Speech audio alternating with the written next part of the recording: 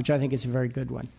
I mean, of course, there's no research about what would or will happen. I've seen records of no problems like that in these other jurisdictions.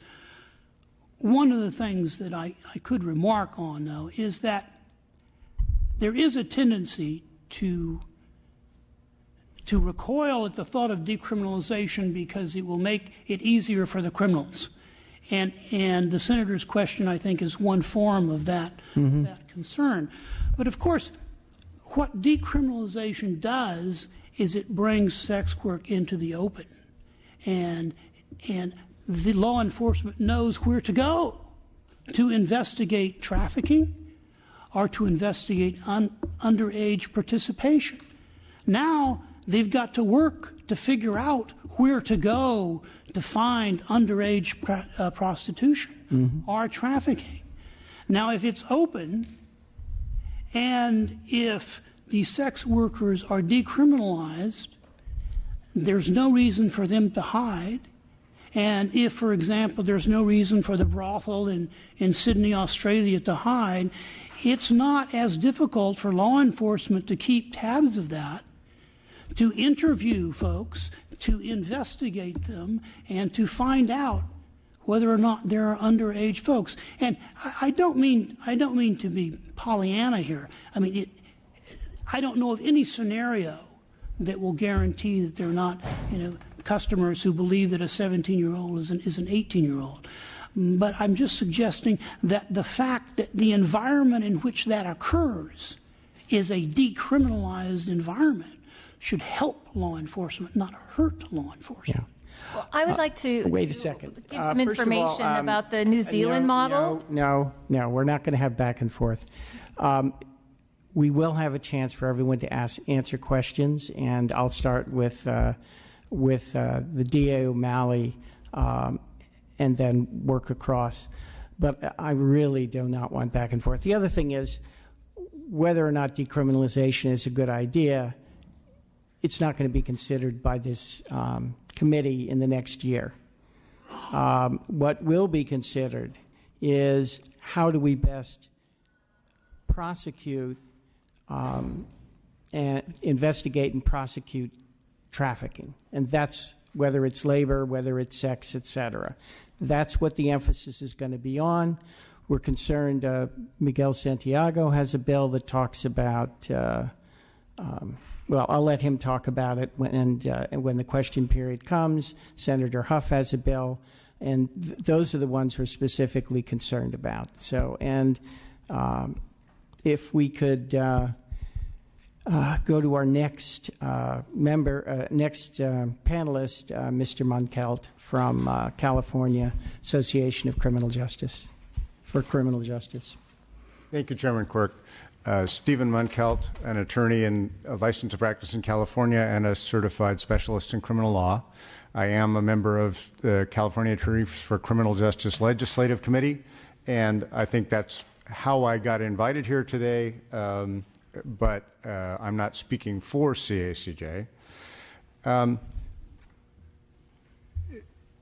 It's pretty easy to recognize that given our values as a nation, that forced labor is immoral and illegal. Whether that's labor is obtained through actual force and violence, through threats and fear, or economic oppression, our state and national laws prohibit that conduct and that abuse of the individual liberties of the workers, whether it's in sweatshops or agricultural fields or in sexual services. And there's an even stronger moral and emotional objection to minors being abused and deprived of their liberty in that way. But sitting in the world of criminal law, the definition of human trafficking that has developed in California over the last 10 years seems to me, and I think many of my colleagues, to be more of the political phrase of the moment, the fad of the moment, than it is a guide to good policy. And one aspect of that is, as the chairman has pointed out, the difficulty in finding good statistics on what is human trafficking, what is the problem, what really are we trying to address.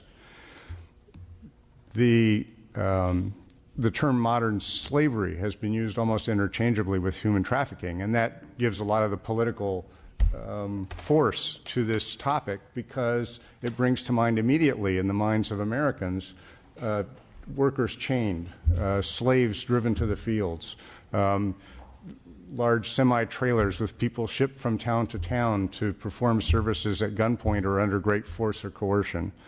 Those kinds of scenarios spring to mind, and in fact, they're displayed on popular television shows on a pretty routine basis. But under California law today, as it's developed since 2005 and 2012 and in Proposition 35, we have, to borrow a word, conflated the concept of human trafficking, especially in sex work, with garden variety prostitution, pimping, and pandering. We refer to all of the young people, whether minors or adults, involved in sex work as having been trafficked, whether or not they've ever been imprisoned, whether or not they've ever been threatened. When I checked with some of my colleagues in Southern California, and they said, yeah, we're having a big problem with trafficked young women, that there's a fairly large number of them that are being addressed in the system. And one of the problems is that law enforcement has a great deal of difficulty separating out this sex worker who's a criminal and identifying them instead as a victim and relieving them of criminal responsibility in order to make them a witness against somebody else or whatever the scenario is. There's a great deal of struggle. I think District Attorney O'Malley mentioned part of that in her efforts to deal with this change of roles that's enforced by viewing ordinary sex work as trafficking and identifying people as having been trafficked when, in fact, their experience may not be that at all. Or it may be a relatively routine, historically normal version of pimping and pandering where persuasion and forms of coercion are used to get people into the industry. But we have always had in California, since the Penal Code was first drafted in 1872, we've always had that behavior criminalized and appropriate penalties for it. And Chairman, you've noted that we have more people imprisoned for those crimes than we do for this new title du jour of human trafficking. It may be that that's because there really isn't that much real trafficking, that real human slavery element going on. We don't know. The Attorney General's report in 2012 talks about three categories: labor trafficking, domestic servitude, and sex trafficking. I think really in terms of policy making, you legislators should be thinking about that as two forms or two components of trafficking, because I think the solutions are different in these two areas. If you're talking about labor trafficking or domestic servitude, you're talking about workers who are performing otherwise lawful services. They're doing a job down at the market, or they're sewing clothes in a sweatshop, or they're out in the field doing whatever they're doing. But the labor itself is lawful. Sex trafficking, as Mr. Mosley has noted, we have the problem that all the workers are criminalized. That what they're doing is seen as criminal from the outset.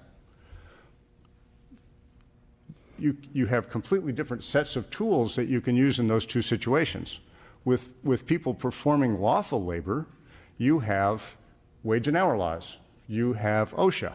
You have a whole variety of tools administratively and legally to try to make sure that people who are working in lawful employment are getting paid appropriately, supervised appropriately, and that they have remedies if they're abused. When you've got a criminalized labor industry like sex work, those people can't reach out to government and expect not to have consequences, adverse consequences. They can't check identification to make sure that everybody's of a legal age. They have no real motivation to do that either because everything's illegal. So who cares if it's underage or overage? So I think you have different problems and different tools in those two areas.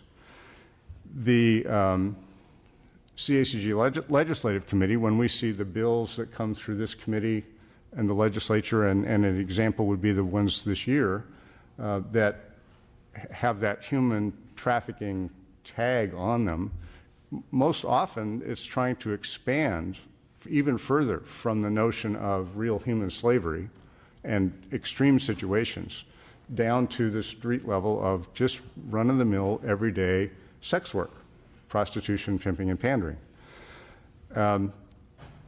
So developing data is going to be difficult. As has been noted, there's a motivation for law enforcement to identify cases as possibly involving trafficking because that helps drive statistics and that helps drive money. If you could just sum up. Sure. So at bottom, what I would say on behalf of the defense bar in the legal profession is that before you increase criminalization, before you stiffen penalties, you better work very hard at getting some legitimate data on what the problem really is so that you can really intelligently define something that will help solve the problem rather than make it worse. And I have heard the same thing from the DA and from Ms. Dugan and Mr. Mosley. So I think we're all in agreement. I think that DA O'Malley has been very patient and probably has some things she'd like to say. So why don't you go ahead? Well, I think that the issue on data is that the police do, throughout this state, arrest adult sex workers, mostly who are on the street or through sting operations, and that's what gets reported, partly because there isn't a separate section for minors who are under the control of a trafficker. That the numbers that we do see, those big numbers, are of adult sex workers. This is a reason why we need data. But I work every day, to Assemblymember Santiago's pain that he expressed with us, I have that every day because I see these kids that are on the street. I see kids that are coming to us from other parts of the country. 76% of the kids that we have worked with in Alameda County, not necessarily as witnesses in a criminal case, but our program is comprehensive. We support our community-based organizations. We support public outreach. As the Assemblymember knows, we've had billboard campaigns the last couple of years that say children are not prostitutes. And, Johns are, when a child's involved, a John is a child rapist. That's the reality. It is modern-day slavery because these children are being plucked off the street or at train stations or bus stations. So many run away because something bad has happened in their home and they don't feel that safe. And so they're plucked by someone who's going to use them to make money. And they sell these children to purchasers. I don't use the term John. They sell them to purchasers and they take the money. They sell them to other traffickers when they're sick of them or they don't want them anymore, and they take the money. And these kids are being moved around like chattel, and that is exactly what modern-day slavery is. So it's not a political or an over-exaggeration of what we're talking about. It's telling the truth about what we're seeing with our children. The legislation that's been proffered, not just Senator Huff's bill, but also Assemblymember Santiago's bill, does bring humanity into the courtroom because I believe the bill allows a minor victim of trafficking to be able to testify, but do it contemporaneously, but through closed-circuit TV. Because it's incredibly intimidating for a 15-year-old or a 13-year-old to come into a courtroom and to speak out against the person that's been controlling them and torturing them in some respects. We're seeing girls with tattoos, bars, like the things you get on your food, on their necks, tattooed. We have traffickers' names tattooed across their chests. We have girls with cigarette burns. I could go on and on and on. And I just say that when we, for me, with the adult sex workers, it's against the law right now. If they choose to do it, That's on them. We have a diversion program for adult sex workers, and not everybody feels the same way about choosing to be in the business. Many were trafficked as children, and we're doing some research around that. But we're talking about children. We're talking about people that are exploited. We're talking about as young as 10 and 11 and 12 years old of girls being put on the street or on the internet. And for that, we need the legislature to take leadership to pass appropriate bills that allow us to rescue and hopefully restore these kids, and also profoundly to get the people off the street that are doing the trafficking. Those modern-day slave owners need to be away from access to these children. And I would just say that we have looked at other countries and other areas, but what are the needs of our children today? Housing, resources, counseling, a loving hand, loving arms, because many of them have never felt that. And to the point of, the model that we have in Alameda County, we call it Safety Net, where we have convened all of the people that would be involved in the life of a child who's being trafficked. That includes the schools, includes counselors. We talk about 15 to 17 girls and some boys every week. And what is so remarkable about our juvenile system, we don't arrest minor victims who are engaged in commercial sex we don't arrest children for that. But we talk about them, and we work with child welfare, and the public defender, and the DA, and the probation, and the court, and all the important people that have some influence on what can happen next in this child's life, sit down and figure out what's in the best interest. And it's the way our juvenile system is supposed to be. And I think a lot of the laws that have been passed of late have allowed us to move into that direction, where we put aside the differences, or we put aside the different sides that we represent, and sit down and say, what's the best interest to keep this child safe and to give this child a future like we hope for all of our kids. And I'd like to see more of that program, and I guarantee I'll be out there to see it. I'd be curious what sort of numbers you're seeing, where the kids come from, where they're being trafficked, et cetera. So let's make sure we can sit down and look at that. It sounds like it's a program that we ought to expand across the state, frankly. Other members with questions, Reggie or Assemblymember Lopez, Santiago. All right, we have another 5 minutes. Maxine, I know you've wanted to say some things. Do you want to, and again, go ahead. Somebody wanted to ask a question. Santiago, yes. Sure. I just quickly like to ask DA, and thank you for coming out here. What are other tools that you think the legislature can do to help both on the preventive side, the prosecution, and or let's say its profit area?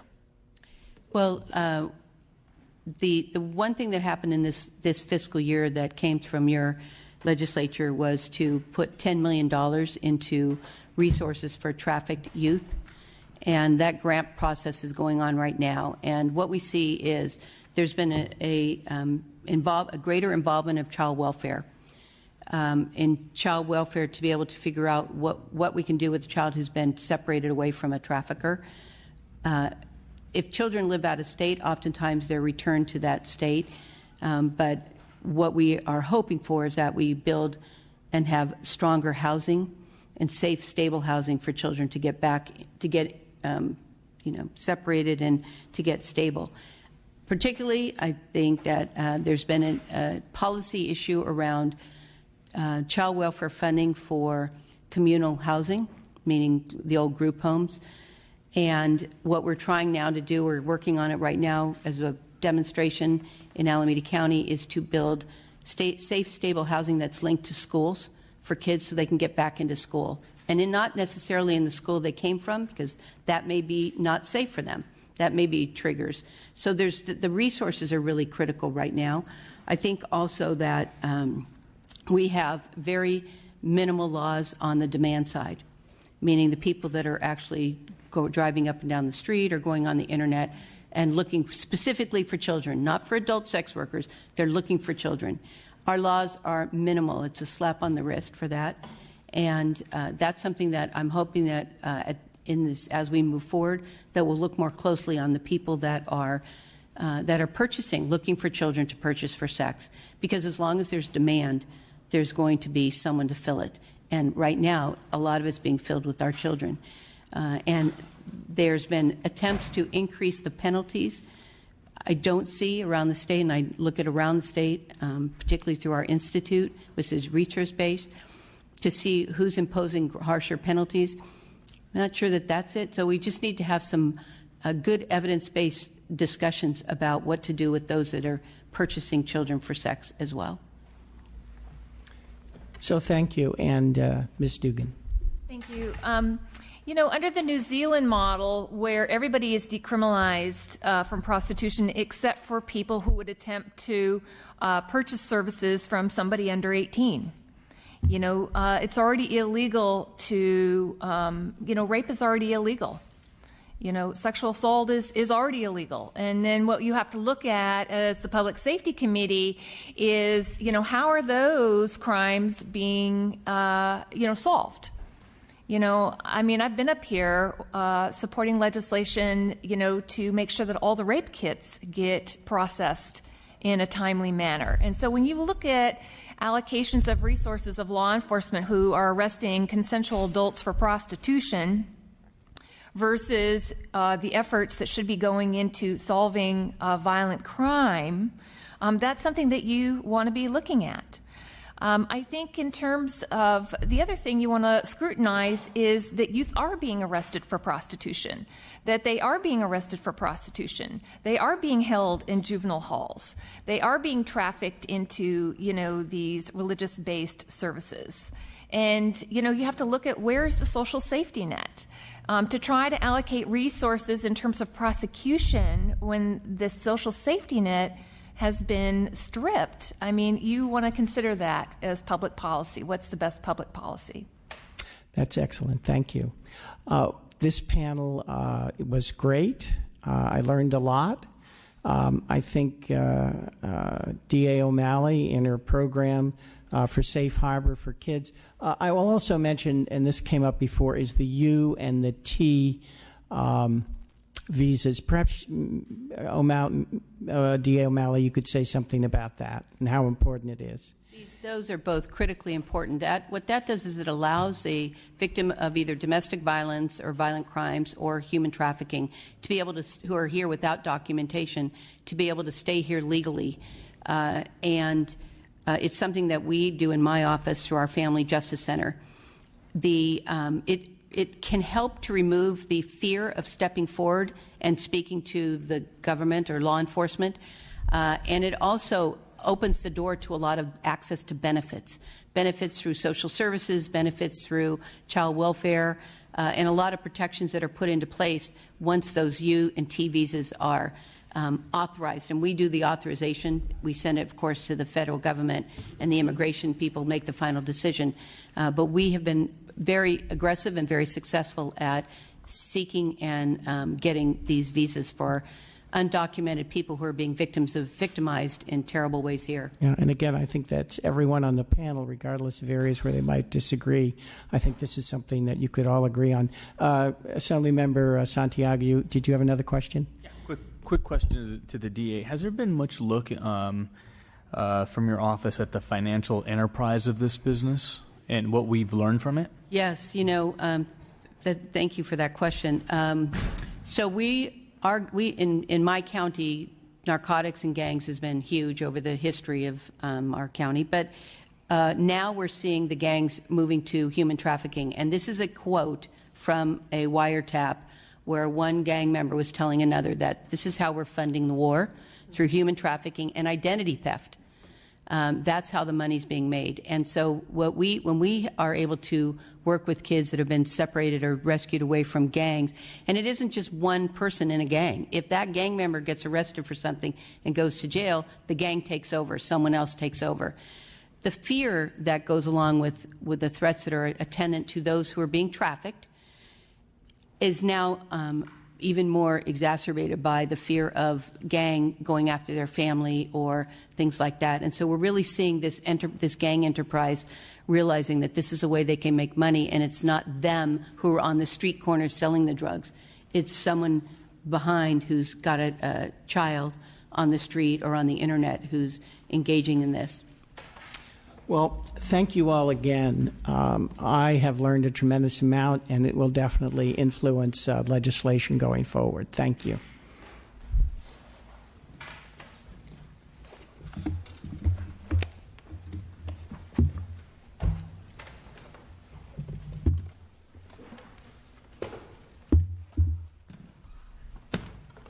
All right, on our next panel, we have Nilda Valmores from my sister's house in Sacramento.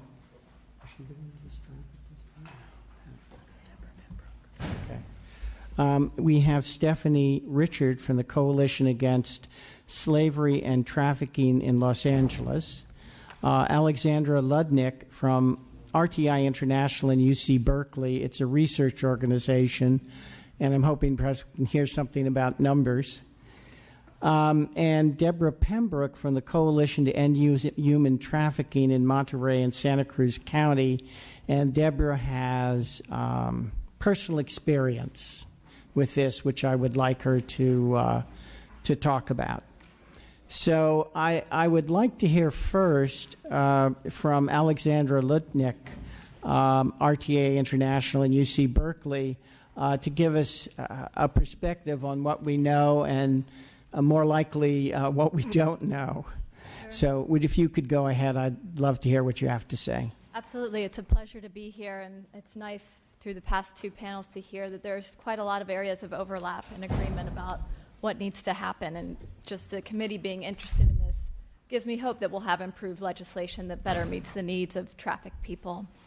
So everyone's been clear, there are no numbers, right? There are no accurate numbers to capture the scope of this. In large part, it's because it's illegal behaviors. And so from a research background, it's very hard to measure things that are clandestine. With that said, a lot of the data that does exist will say that more exploitation is happening in labor sectors outside of the sex industry than within it, although a lot of local and national attention is paid to sex trafficking. And so we'll see a discrepancy, like in the report that came out of the mayor's task force in San Francisco. They were very clear saying, oh, we feel like the numbers around sex trafficking are higher than that of labor trafficking because members of this task force weren't really focusing on other types of labor exploitation. So it really is dependent upon what people are measuring and the definitions that they're using. And so with a lot of my work most recently has focused on the experiences of young people involved in the sex industry, people who at the federal level and state level are being called domestic minor victims of sex trafficking. And I always think it's helpful to start off just with what the definition is to root us. And so it's any young person under the age of 18 trading sex in any capacity. So there doesn't have to be forced fraud or coercion. There doesn't have to be a third party involved. There doesn't have to be movement across state line. So ultimately, it's reclassified a group of young people who've always existed with a new title. And with that, some people are saying we know nothing about this, and so we're starting from point zero. I would argue we know a lot about these young people. It's just that the terms have changed, and we can look back at research that's been done to help guide us. For example, in the work that I've done and others, Rick Curtis, Anthony Marcus in New York, about 10% of the young people that I've interviewed, their entry into the sex industry was by overt force. But that means 90% it's through other means. It's being pushed out of or running away from your home and needing a way to survive. It's trading sex to fulfill wants as opposed to needs. And for some young people, it's their parents and family members who are forcing them to trade sex. And so these are young people of all genders, races, and sexualities. And because of the diversity, it's pretty clear that no one model and no one policy approach is going to be suited to meet the needs of such a diverse group of young people. And so we need responses that reflect the diversity. And I think what's happened, especially in sort of the media, the main discourse, is of young girls forced into this against their will.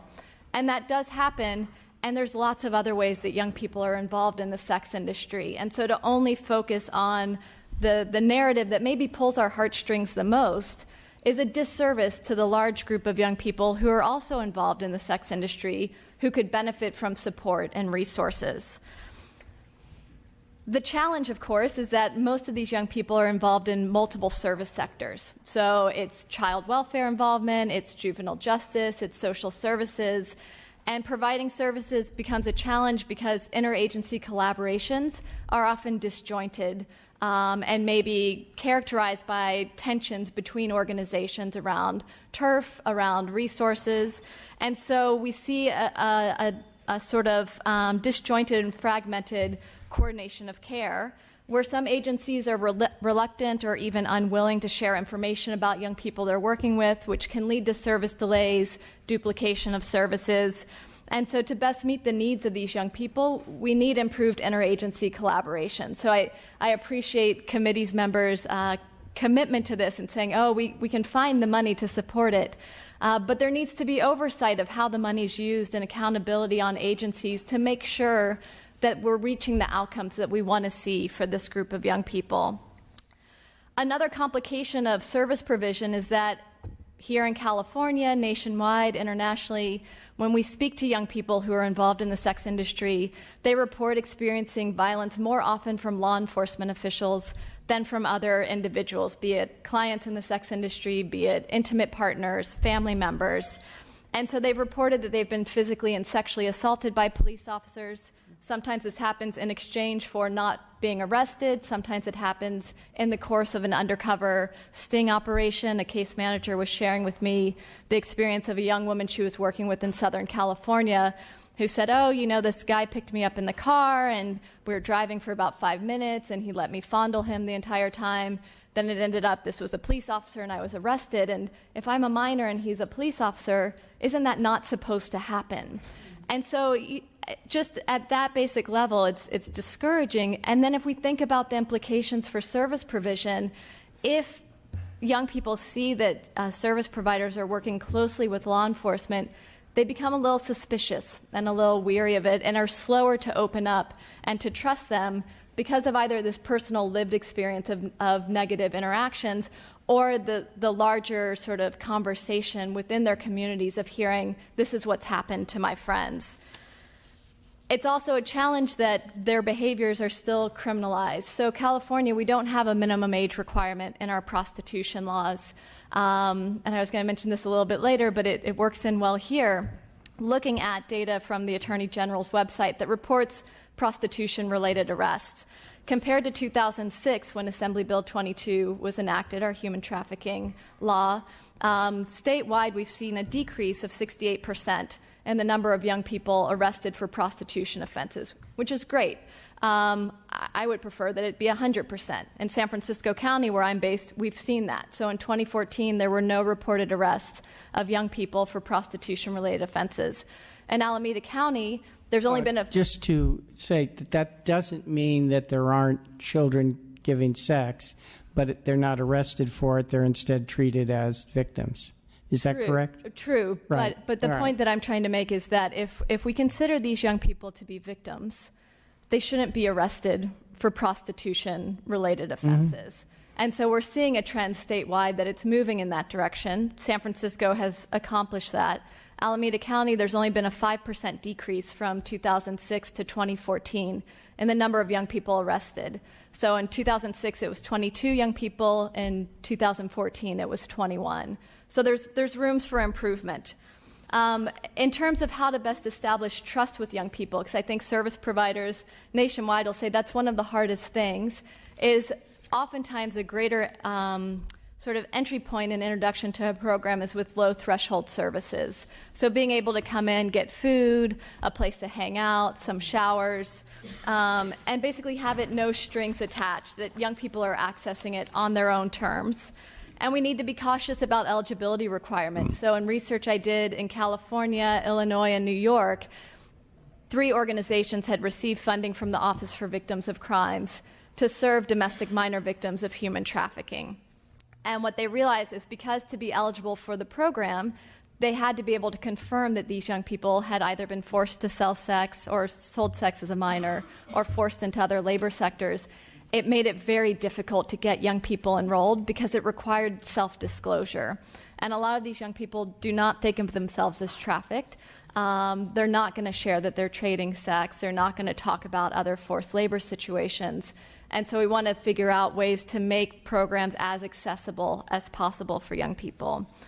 We also want to make sure that their self-identified needs are met. So a number of people have already mentioned the pressing need for housing, and the 2012 report and also CAST's recommendation highlight that. A challenge for many of these young people is they're wanting to try to avoid child welfare involvement. And so many will forego going into shelter because they don't want their whereabouts reported. And so I think we really need to give some thought to innovative solutions that allow young people access to safe spaces, particularly at night, so that they're not in a position where they're trading sex for a place to stay. I think another really key need that young people identify for themselves are viable employment opportunities. And so this, again, is a challenge. These are young people under the age of 18. Many have not graduated high school or obtained a GED. They have limited to no legal work experience. And some have had the experience of making a seemingly large amount of money in a short amount of time through trading sex. And so some of the low-wage, entry-level jobs that are available don't provide what they consider to be a living wage. And so we need to think about some innovative solutions to address the economic needs of these young people, so that for those who are trading sex to survive and it's fulfilling economic necessity, they have a viable alternative to meet that need. I think it's also important that we evaluate what's currently happening. So the 2012 State of California sort of human trafficking report highlighted the need for increased law enforcement training. And with Proposition 35, there's the 2-hour required training for law enforcement officials around human trafficking. So I sit on a subcommittee of the mayor's task force, anti-human trafficking task force in San Francisco, and it's the Sex Work and Trafficking Policy Impact Committee. And we reviewed that video, saying we should know what's happening and see what's working well and what's not. And unfortunately, the training leaves the more complicated nature of human trafficking unexamined. So it focuses exclusively on young cisgender women, so individuals born female whose gender identity matches their biological sex, who have a third party forcing them to trade sex. But no guidance is given on how to work with LGBTQ young people, young cisgender men, or with young people who are not being exploited by a third party. The training also conflates all forms of sex work with trafficking and makes the unsubstantiated claim that most people trading sex have a pimp. So research has shown among young people, at most around 57% of young people will have someone who fits the criteria of a pimp, although many of those young people would never call that person a pimp. And that most were first exploited as minors. So again, speaking to the need of data, we hear this a lot, that most people in the industry started off when they were youth. And the reality is with measurement, if you only have samples of people under the age of 18, the age of entry is going to be under 18. And in those studies, it ends up being between 15 and 17. But if we look at studies that include adults involved in the sex industry, over 18, the average age of entry typically falls around 22 years old. So to me, that indicates not everyone starts off when they're young, and not everyone goes on. So, okay. If you could summarize in about 1 minute. Sure. So I will skip ahead. Mentioned about arrest rates, mentioned that we need more oversight of trainings that have already been created to ensure accurate content and identify where the gaps are.